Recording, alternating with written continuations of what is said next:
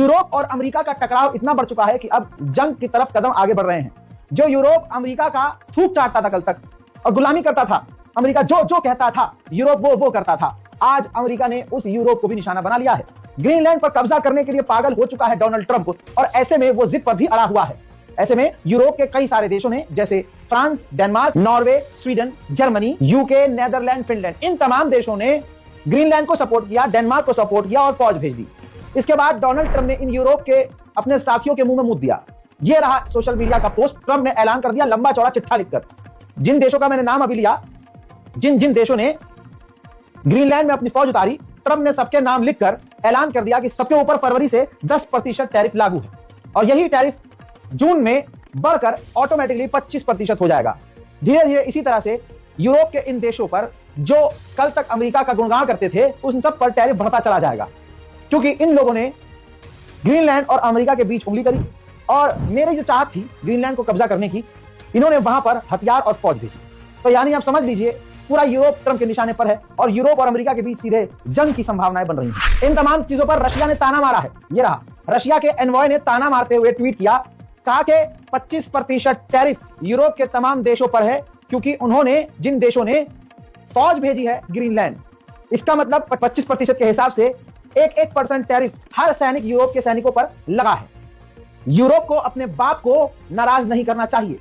यानी आप समझ रहे हैं, रशिया ने साबित कर दिया ट्रंप की बात, मतलब ट्रंप ने साबित कर दिया है, रशिया ने यहां ताना मारा है कि यूरोप का बाप अमेरिका है। आज तक अमेरिका अपने बाप की गुलामी करते थे, तो अब भी गुलामी करो और बाप के खिलाफ मत चलो। इसके बाद फ्रांस के राष्ट्रपति इमैनुअल मैक्रोन का बयान आया। उन्होंने कहा यूक्रेन का मामला हो, ग्रीनलैंड, डेनमार्क का मामला हो, इन तमाम मामलों पर हम धमकी एक्सेप्ट नहीं करेंगे, ना हम इन्फ्लुएंस होंगे, ना हम इसको दिमाग पर लेंगे, बल्कि हम बात कर रहे हैं यूरोप से कि आगे क्या करना है, और अमेरिका का ये टैरिफ वाला जो खेल है, इसको हम कबूल नहीं करेंगे। वहीं अमेरिका का बड़ा वाला गुलाम बर्तानिया के प्रधानमंत्री ने कहा कि जो 25% टैरिफ हम पर लगाया गया है अमेरिका के द्वारा, हम नहीं मानेंगे। हमारा स्टैंड बिल्कुल क्लियर है, डेनमार्क का हिस्सा ग्रीनलैंड है और ये किसी और का नहीं हो सकता। और अभी हम बात कर रहे हैं कि आगे क्या करना है, और अमेरिका को हम इसका जवाब जरूर देंगे। इसके बाद यूरोप के तमाम देशों ने, स्वीडन, नेदरलैंड, फिनलैंड, नॉर्वे, इन तमाम देशों ने सेम बयान जारी किया है अमेरिका के खिलाफ। अब आप देखिए, जो एक देश को, ईरान को तोड़ने चला था, जिन जिन के साथ मिलकर, अब वही आपस में कुत्ते बिल्ली की तरह लड़ रहे हैं। इस एक गुलाबी सुअर ने पूरी दुनिया का माहौल खराब कर दिया और अपने सगों तक को धोखा दे दिया। मैं कई साल से ये नारा बोलता आया हूं, आपको याद नहीं हुआ, ये बड़ी अजीब बात है। मैं ये नारा बोलता आया हूं, ऐसा कोई सगा नहीं जिसे अमेरिका ने ठगा नहीं, अपने सगों यूरोप को ही ठग लिया है। इतना माहौल खराब कर दिया है कि यूरोपीय यूनियन ने इमरजेंसी मीटिंग बुला ली है।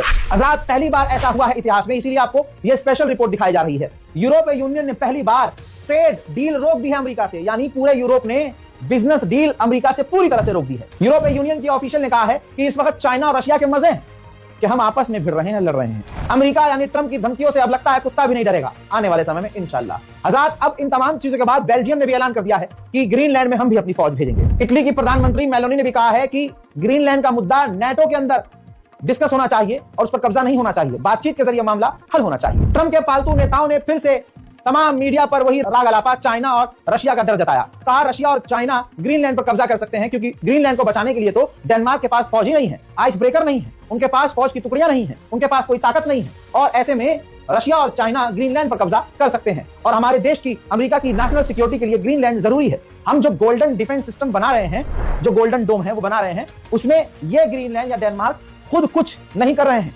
ऐसे में ग्रीनलैंड तो हमें चाहिए ही। हज़रात मोहतरम, डोनाल्ड ट्रंप को लोग ताना मारते हुए मिस्टर टैरिफ कहना शुरू कर चुके हैं, और हमें लग रहा था कि ट्रंप को ये बुरा लगेगा, लेकिन कहानी उल्टी है। कुत्ते को कुत्ता कहो तो वो बुरा थोड़ी ना मानता है। ये देखिए, व्हाइट हाउस ने खुद मिस्टर टैरिफ नाम रखा है डोनाल्ड ट्रंप का। मिस्टर टैरिफ, कितनी अजीब और शर्म की बात है कि एक गंदे वर्ड पर ट्रंप को मजा आ रहा, अच्छा लग रहा है उसे। वेनेजुएला तो छोड़ दीजिए, अब मामला ग्रीनलैंड का इतना बढ़ चुका है कि ग्रीनलैंड के लोग ग्रीनलैंड में अमेरिका के खिलाफ प्रदर्शन कर रहे हैं।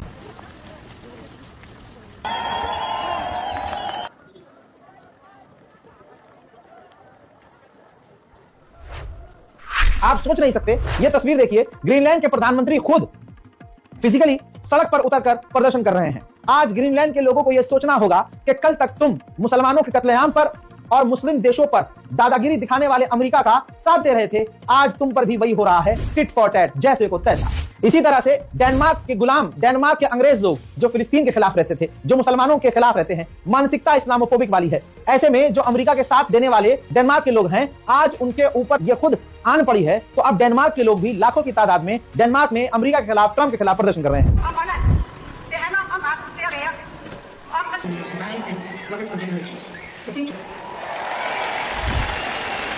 अच्छा, ये डेनमार्क और ग्रीनलैंड डरे हुए भी पूरा है, क्योंकि इनकी औकात ही नहीं है। अमेरिका का एक छोटा सा स्टेट भी 2 थप्पड़ मारकर इन पर कब्जा कर सकता है। ऐसे में डेनमार्क की जो फौज ग्रीनलैंड में उतरी, जो मैंने आपको कल परसों दिखाया भी था, उसके कमांड, जो वीडियो वायरल हुई, तो कमांडर ने, डेनमार्क के कमांडर ने सफाई दी कि ग्रीनलैंड में जो हमारी फौज ड्रिल कर रही है और उतरी है, वो रशिया और चीन के खिलाफ उतरी है। We have a very close relationship with the US military, so I'm not going to the political side of it. For me, when the war in Ukraine is over, hopefully with a good result for Ukraine, it'll be for 2.5 years. I haven't seen any Russia or Chinese. Italy के defence minister ने कहा कि जरा imagine करो, ये कितनी अजीब बात है कि ग्रीनलैंड 15 जर्मन, 15 बर्तानिया, 15 फिनलैंड, 15 फ्रांसीसी, ये अलग अलग सैनिक वहां जा रहे हैं। ये कितनी अजीब बात है कि आज माहौल कैसा हो गया है। होना यह चाहिए कि हम सबको मिलकर रहना चाहिए। साथ ही इटली के डिफेंस मिनिस्टर की हवा निकली हुई है, उन्होंने इनकार कर दिया कि इटली अपनी फौज ग्रीनलैंड में नहीं भेजेगा। वहीं में दोस्तों तस्वीर देख लीजिए, ग्रीनलैंड की तस्वीर है। ग्रीनलैंड में 13 और जर्मनी के फौजी ग्रीनलैंड में उतर गए हैं। अगली तस्वीर डेनमार्क के फौजियों की है। डेनमार्क ने भी अपनी फौज जो है ग्रीनलैंड में लगातार भेजनी शुरू कर दी है। उधर यूरोप को दूसरी टेंशन यह है कि ग्रीनलैंड और अमेरिका के इस चक्कर में हमारा ध्यान यूक्रेन से भटक रहा है। वहीं रिपोर्ट के अनुसार, जो आपके सामने ग्राफ लगा रहा हूं, ये ताजा रिपोर्ट है। हज़ार पूरे यूरोप में डोनाल्ड ट्रंप की पॉपुलैरिटी कम हुई है, लेकिन अजीब बात यह है कि सिर्फ तुर्की, यानी जो नाटो का एक मेंबर है, ये तमाम नाटो के देश हैं, यूरोप के देश हैं, सब जगह डोनाल्ड ट्रंप की जो इज्जत है वो कम हुई है। लेकिन तुर्की के अंदर डोनाल्ड ट्रंप को ज्यादा मान्यता मिली है, ज्यादा लोग पसंद कर रहे हैं। भले ही डेनमार्क अमेरिका से ताकतवर न हो, ग्रीनलैंड के आसमान के ऊपर डेनमार्क के 2 F-35 जो फ्रेंच टैंकर से रिफ्यूल किए जा रहे हैं। ठंडा डेनमार्क का कमांडर अपने मुंह से खुद ही कह रहा है, माहौल उल्टा है। लेकिन अगला कह रहा है कि मुझे ऐसा नहीं लगता कि नाटो का एक मेंबर दूसरे नाटो के अपने साथी पर हमला करेगा। I don't see a NATO ally attacking another NATO ally. Well, of course, both from the Danish troops, but of course within the alliance as well. For the moment, with the good results for Ukraine, it is our expectation that Russia they will use them in other theaters, and that is also in the alliance. So we will actually. हज़रात, ये America पूरी दुनिया के लिए खतरा बन चुका है। आपको पता है डोनाल्ड ट्रंप के इस नेता ने चैनल पर दुनिया के सामने क्या कह दिया? कह दिया कि हम दुनिया के किसी भी हिस्से पर कब्जा कर सकते हैं, तुम रोक नहीं सकते। अल्लाह अकबर, खामनाई की बात याद आ गई कि इसके लपेटे में सब आएंगे। ये कब्जा करने वाले हैं, ये ईमानदार नहीं है और ये बदतरीन लोग हैं।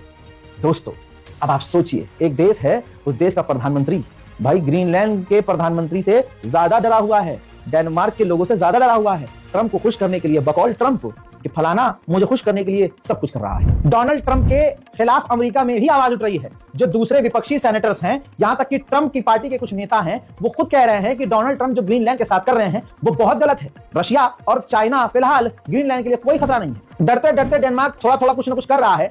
अब ग्रीनलैंड में डेनमार्क जो अपनी फौज भेजकर ड्रिल कर रहा है, उसने पता क्या किया है? डेनमार्क की फौज ने अमेरिका की फौज को भी इनवाइट किया है कि पापा आइए साथ में ड्रिल करेंगे। खौफ देखिए, जो बात है अमेरिका का खौफ। जब तुम यार अमेरिका के ऊपर ही डिपेंड रहोगे, अमेरिका की हर सही और गलत बात में हाँ हाँ करोगे, तो ये दिन देखना पड़ेगा। हज़ार नहरे पर दहला ये हो गया कि खुद रशिया ने भी कह दिया कि ग्रीनलैंड डेनमार्क का है। वेनेजुएला तो पूरी तरह से बिखर गया है। वेनेजुएला में कुछ बचा थोड़ी है। तस्वीर आपके सामने रख दी है मैंने। जो CIA, अमेरिका की सबसे खतरनाक एजेंसी जो दूसरे देशों में आतंकवाद फैलाती है, सरकारें गिराती है, उसका जो चीफ है, हेड है CIA का, और वेनेजुएला की महिला राष्ट्रपति से उन्होंने मुलाकात की। इसके बाद डोनाल्ड ट्रंप का बयान आया। डोनाल्ड ट्रंप ने कहा कि मुझे वेनेजुएला काफी पसंद आ रहा है, एक हफ्ते में बहुत कुछ वेनेजुएला में बदल गया है। Now I like Venezuela very much. I say good things. I don't talk about it. It's very interesting. It's so much different. It's changed so much in the of all time. It was like flawless. जैसा Trump ने कहा था वैसा ही हो रहा है। Venezuela की महिला राष्ट्रपति को फुल मजे आ रहे हैं। अब भाई साहब अमेरिका के इशारे पर वो मुजरा कर रही है।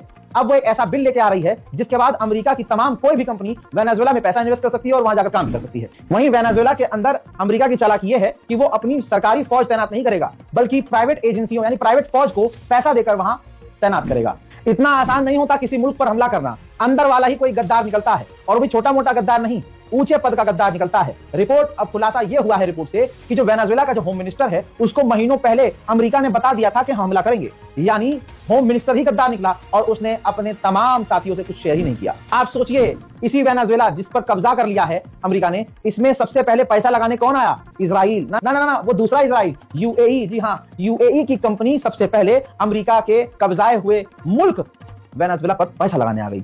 इसे कहते हैं अमेरिका की गुलामी करना। हज़रात, अमेरिका ने अब मैक्सिको को भी धमकी दे दी है। दैनिक भास्कर की रिपोर्ट पढ़ लीजिएगा। अमेरिका ने कह दिया है कि मैक्सिको के ऊपर उड़ते समय सावधान रहे। 60 दिन की पाबंदी लगाई है। पिछले हफ्ते ड्रग कार्टेल को लेकर हमले की धमकी दी थी। वेनेजुएला का भी तेल, गैस और नेचुरल रिसोर्सेज चुराने के चक्कर में ड्रग्स का यहां पर भी बहाना बनाकर अमेरिका हमला करने के फिराक में है। हज़रात, पनामा कनाल एक प्रोजेक्ट है ट्रंप ने कहा कि पनामा कनाल को बनाने के लिए $5 ट्रिलियन हमने खर्च किया और हमने फ्री में पनामा कनाल पनामा को दे दिया। हजरात, खबर यह है कि डोनाल्ड ट्रंप पनामा पर भी कब्जा करने की तैयारी में है। हजरात, उधर ब्राजील में भी वेनेजुएला के समर्थन में, ग्रीनलैंड के समर्थन में बेसिकली डोनाल्ड ट्रंप के खिलाफ प्रदर्शन सड़कों पर होते हुए नजर आ रहे हैं।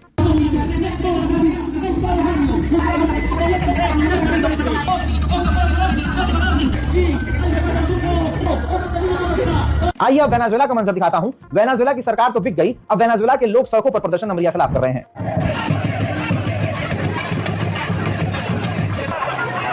ठीक ऐसे ही क्यूबा में भी अमेरिका के खिलाफ प्रदर्शन तेज हो गए हैं।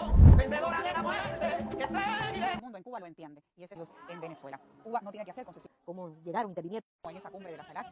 Su ayuda solidaria en diferentes momentos que hoy. तो मेरे दोस्तों, एक दिन देखेंगे आप पूरी दुनिया में इसी सुअर के खिलाफ, डोनाल्ड ट्रंप के खिलाफ, अमेरिका के खिलाफ पूरी दुनिया में प्रदर्शन होगा। जो ट्रंप को अपना बाप कहते हैं अभी तो थोड़ा थोड़ा रो रहे हैं, कल खून के आंसू रोएंगे। हजरात, 51वां स्टेट बनाना चाहता है कनाडा को अमेरिका। जी हाँ, कनाडा पर भी हरामी की नजर है। इतना छिछोरा है डोनाल्ड ट्रंप कि उसे सब चाहिए। ऐसे में कनाडा के प्रधानमंत्री चाइना गए थे 2-3 दिन के दौरे पर, वहां पर बहुत बड़ा कांड हो गया है, अमेरिका को जोरदार झटका दिया है। इसी कनाडा ने अमेरिका की गुलामी करते हुए चीन की इलेक्ट्रॉनिक व्हीकल पर 100% बैन लगा दिया था। लेकिन इस दौरे में कनाडा के प्रधानमंत्री ने चाइना की जो ईवी है इलेक्ट्रॉनिक व्हीकल, उस पर से 100% पाबंदी हटा दी है। यानी अब कोई भी पाबंदी चाइना के इलेक्ट्रिक व्हीकल पर नहीं होगी। बल्ले बल्ले चाइना की हो गई। वहीं पर चाइना की सरजमीन पर खड़े होकर कनाडा के प्रधानमंत्री ने यह भी कह दिया, डेनमार्क का ग्रीनलैंड है और ग्रीनलैंड नेटो का हिस्सा है और हम हर तरह से ग्रीनलैंड के साथ। वहीं कनाडा के प्रधानमंत्री ने यह तक कह दिया ट्रंप के मुंह पर थूकते हुए कि चाइना का एक बेहतरीन पार्टनर बनेगा कनाडा। और यही कनाडा अभी कुछ ही दिन पहले की तो बात है, पूरी तरह से अमेरिका का गुलाम था। उन्होंने आगे यह भी कहा कि 1/3 कनाडियंस को डर है कि अमेरिका कनाडा पर कब्जा करने के लिए हमला कर सकता है। उधर मेरे दोस्तों, इतना बड़ा कांड हो जाएगा तो अमेरिका झेलेगा क्या?